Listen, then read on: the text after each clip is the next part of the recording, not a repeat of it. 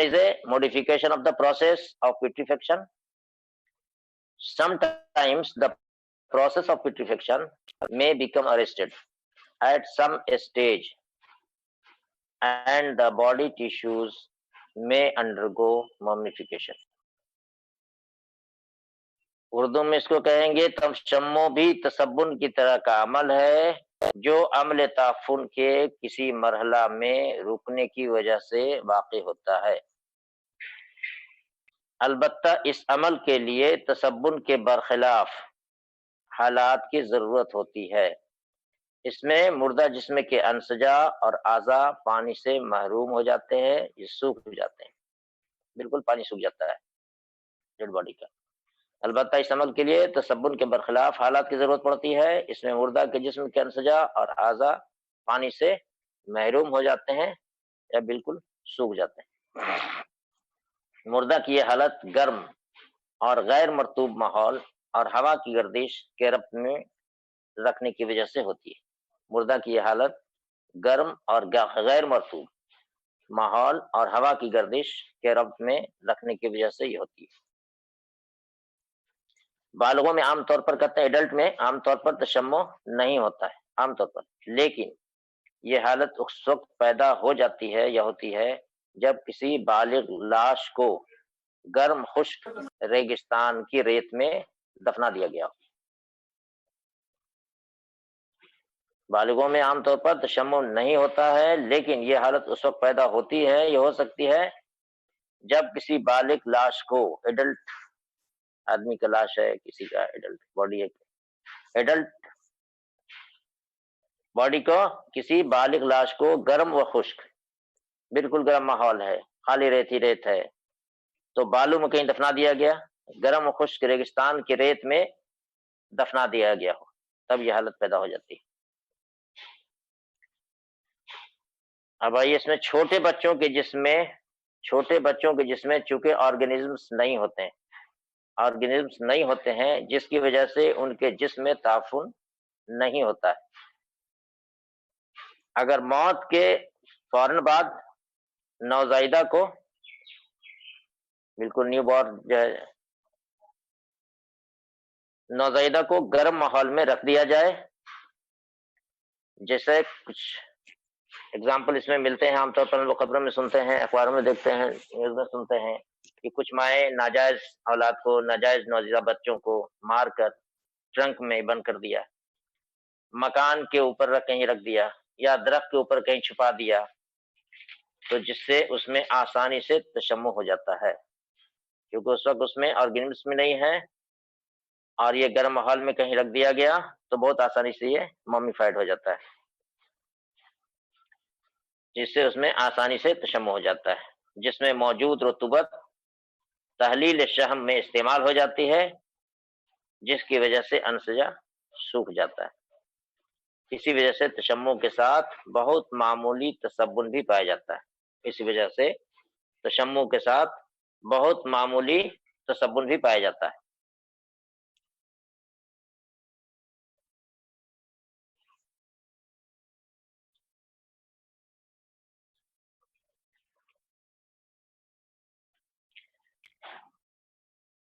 اس کے پہلے کہتے ہیں کہ اس میں کون سا حصہ جو ہے وہ ممیفائڈ ہوگا، تو ایکسپوز پارٹ جو کھلا ہوا حصہ ہے، the expose part of the body such as lips and tips of nose, fingers and toes mummify first.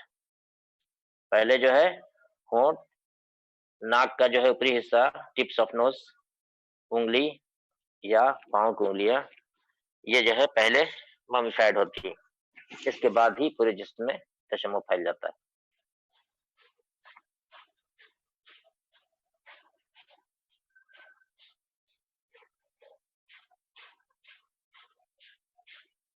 اذان ہو رہی ہے، 10 سے 2 منٹ رک جائیے آپ لوگ ہیں، جس کی وجہ سے ان کے جسم میں تعفن نہیں ہوتا ہے، اگر کے اوپر چھپا دیتی ہیں، جس سے اس میں آسانی سے تشمع ہو جاتا ہے۔ جس میں موجود رطوبت جو اس میں رہتا ہے لکوڈ، وہ کیا ہوتا ہے؟ تحلیل شحم، یہ ہائیڈرولائز فیٹ جو ہے واٹر जिस consist of injecting involving fluid, जो फ्लूइड डालते हैं उसको कहते हैं इनवॉल्विंग फ्लूइड, कंटेनिंग फॉर्मल्डिहाइड, देखिए कौन चीज डाला जाता है इसमें, फॉर्मल्डिहाइड, और solutions of lead sulphide and potassium carbonate. तीन चीज यहाँ दिया जाता है, फॉर्मल्डिहाइड या solutions of lead sulphide and potassium carbonate. In the, कहाँ डालते हैं इसको, in the, into the femoral artery, comma the aorta and और द कैरोटिड्स, ये तीन जगह से उसको डाला जाता है। ठीक है, ऊपर से लगाया नहीं जाता है। ए बॉडी में B मम्मीफाइड artificially for the purpose of its preservation bye a process known as embalming. The process consists of injecting embalming fluid containing formaldehyde or solutions of lead sulfide and potassium carbonate into the femoral artery, the aorta and or the carotids. ये बहुत ही अहम है, जानने चाहिए, इसको याद रखना चाहिए आप लोगों को। कोई भी इम्तिहान में पूछ सकता है, तो मत कहिए कि पढ़ाया नहीं गया तो हम जानते नहीं। ठीक है, इस तरह से हम लोग मम्मीफाइड करते हैं, जो बॉडी हम लोग लाते हैं डिसेक्शन के लिए, उसमें इस तरह से बचाते हैं। एक बार फिर से उसको पढ़ दें तो सब लोग सुन ही लिए होंगे। ए बॉडी में B मम्मीफाइड artificially for the purpose of its preservation bye a process known as embalming. The process consists of injecting embalming fluid containing formaldehyde or solutions of lead sulfide and potassium carbonate into the femoral artery, the aorta and or the carotids. ये है artificial तरीके से मम्मीफाइड करने का। ये उर्दू को किताब में नहीं है, आमतौर पर नहीं मिलेगा, या शायद है। अब इसको कब कब हम लोग करते हैं, इसको पर्पस ऑफ मम्मीफिकेशन क्या होता है, तो कहते हैं कुछ वेस्टर्न कंट्री में इसको मम्मीफाइड किया जाता है। उसका कॉज तो नहीं लिखा है डिटेल, कहते हैं इन यूएस और अदर वेस्टर्न कंट्रीज में मम्मीफाइड किया जाता है बॉडी को, लेकिन काहे किया जाता है, क्यों किया जाता है, नहीं लिखा। इन यूएस और अदर वेस्टर्न कंट्रीज। दूसरा पॉइंट लिखते हैं, in the medical institutions to preserve dead body for anatomical dissection. ये हम लोग इस्तेमाल करते हैं आमतौर पर मेडिकल कॉलेजों में डिसेक्शन के लिए, वो इस तरह से बचाते हैं, ऊपर वाला जो प्रोसेस बताया गया। In the medical institution to preserve dead body for anatomical dissection.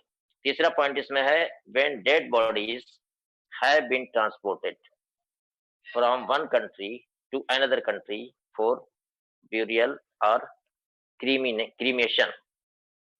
Burial और क्रीमेशन, CREMATION, क्रीमेशन। तो जैसा आप लोग जानते भी सुनते भी होंगे कि बाहर मुल्क में कहीं रह रहा है, कहीं वहां मौत हो गई, तो वहां कानूनी प्रक्रिया जितना है वो अपनाते अपनाते काफी वक्त वहां लग जाता है। कानूनी पेचीदगी है, उसकी वजह से महीनों लग जाता है, कभी कभी 6 महीना 4 महीना कभी वक्त लग जाता है।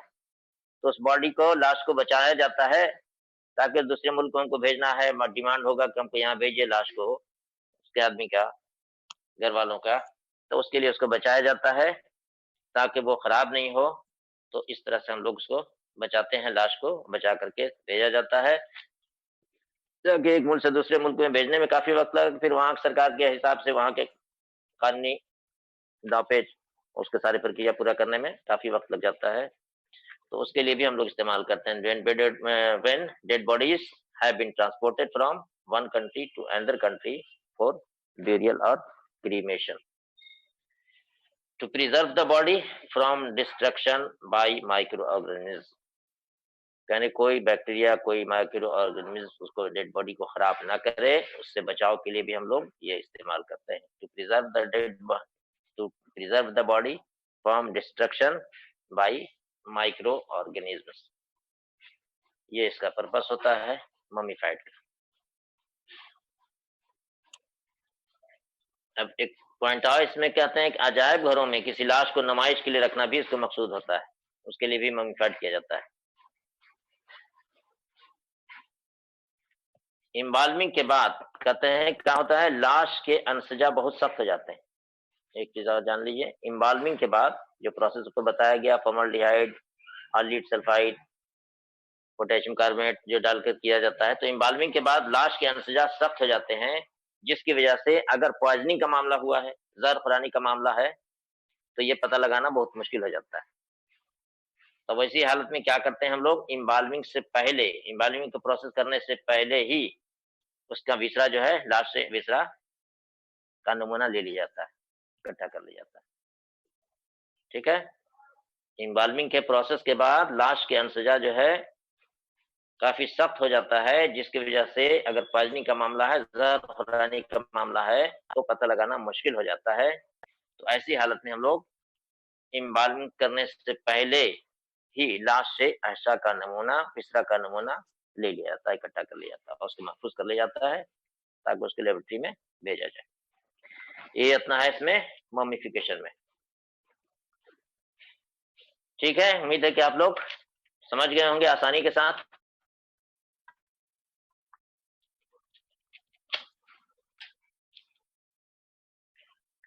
اگلا کلاس انشاءاللہ آپ دیکھا جائے کل دوسری ایکسفکسیل ڈیتھ یا پھر انجوری سے کوئی ہوگا. ٹھیک ہے، فیصلہ کل ہی ہوگا. ٹھیک ہے، حاضری لے کے بھیج دیجیے بابو. کتنا 34 دکھائی دے رہے ہیں پارٹیسپینٹس؟ مشاہد نمبر 1 میں سناب آپ ہی کا دکھائی دے رہا ہے. وعلیکم السلام، بھیج دیجیے. ہاں 33 ہے، ٹھیک، بھیج دیجیے.